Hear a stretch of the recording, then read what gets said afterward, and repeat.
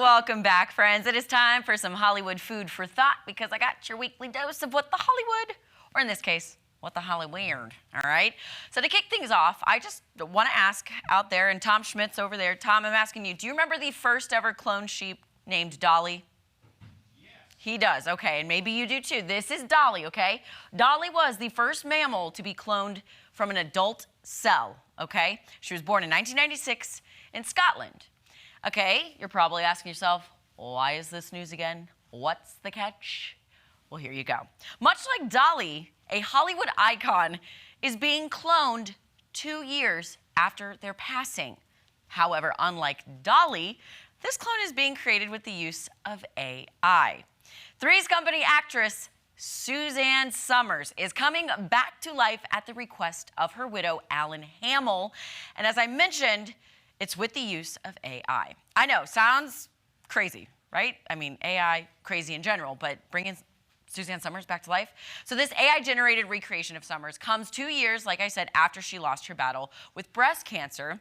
And her widow told People magazine, quote, obviously Suzanne was greatly loved not only by her family, but by millions of people. One of the projects that we have come up with is a really interesting project, the Suzanne AI Twin. Hamill and Summers were married from 97 until her 2023 death at 76 years old. He decided to take the leap after seeing an AI demo at a conference earlier this year. He said, quote, it was Suzanne. I asked her a few questions and she answered them and it blew me and everybody else away. When you look at the finished one next to the real Suzanne, you can't tell the difference. It's amazing. When I just look at the two of them side by side, I really can't tell which one is the real one and which one is the AI. Okay, right, Alan, okay.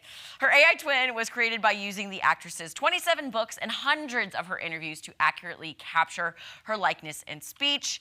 And if you ask me, I find it creepy. I find it weird. He's saying he can't tell the difference between his real life wife and the AI version. But in a weird sort of way, it's kind of endearing because he loves her so much, he wants to bring her back. I don't know. That's why I'm asking, what do you guys think, okay? Let's move on, shall we? Some more weird news, okay? Do you remember a few months back when I told you about the online hysteria surrounding Food Network star Rachael Ray? Many people online pointed out that in her Instagram videos, her face was drooping to one side. Her speech was slurred, slowed down. Many thought she was experiencing a serious health crisis. So here's one of the videos that raised concerns among fans. Take a look. The first time he came to my house, Tony Bennett ate 2 portions of ossobuco, and I almost killed him. I had polished the floors in the kitchen because, well, Tony Benedetto, that's his full last name, Tony Bennett's coming to dinner.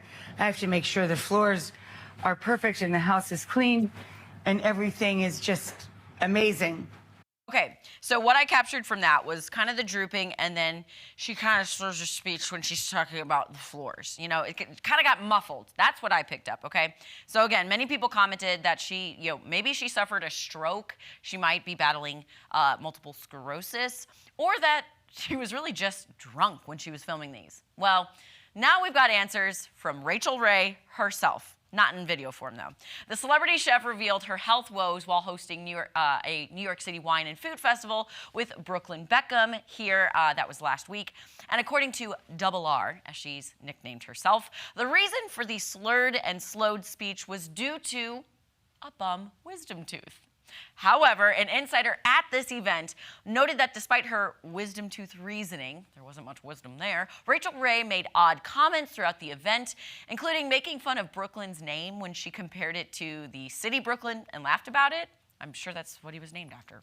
The insider also alleged, quote, something was definitely off about her and was actually a bit cringe watching her on stage with Brooklyn because he looked uncomfortable next to her. So, whatever the reason may be, I'm just hoping Rachael Ray's health is in check. And if it isn't, well, then she needs to get some help ASAP. Okay?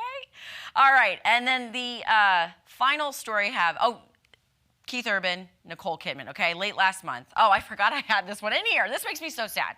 Late last month, Hollywood sweethearts Nicole Kidman and Keith Urban, they called it quits after 19 years of marriage with Nicole Kidman actually officially filing for divorce on September 30th.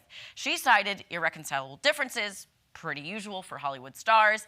That was the reason for their divorce. But a source from Keith Urban's circle previously told People magazine that the country singer has, quote, just been going through some stuff as of late. Now, on the other side of the aisle, a Kidman source added that Keith Urban's, quote, been making questionable choices for some time now. And when I think questionable choices, I think maybe he's back to, falling into his addiction. Did he maybe step out on the marriage? That wasn't really clarified, but that's where my mind goes when I hear questionable, okay? So that, it wasn't just a case of them drifting apart, obviously.